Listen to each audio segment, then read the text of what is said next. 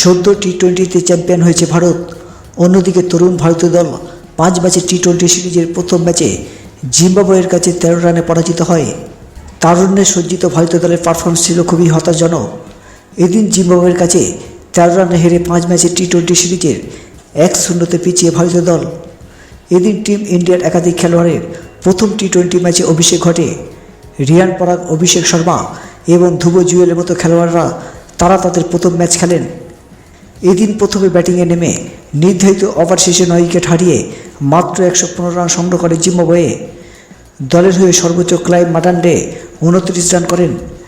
জিম্বাবুয়ের বিরুদ্ধে প্রথম টি-20তে ভারতের পক্ষে একমাত্র চোখ জুড়ানোর পারফরমেন্স ছিল রবি বিষ্ণইয়ের, যেখানে তিনি 4 ওভারে 2টি মেডেল সহ 13 রান দিয়ে তুলে নেন 4টি উইকেট।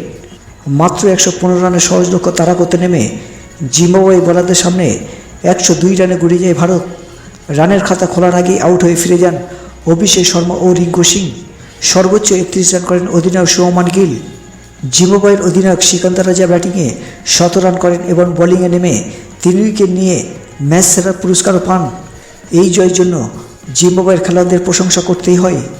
ভারতীয় দলের অধিনায়ক হিসেবে শুভমান গিলের শুরুটা খুবই ভালো হলো না।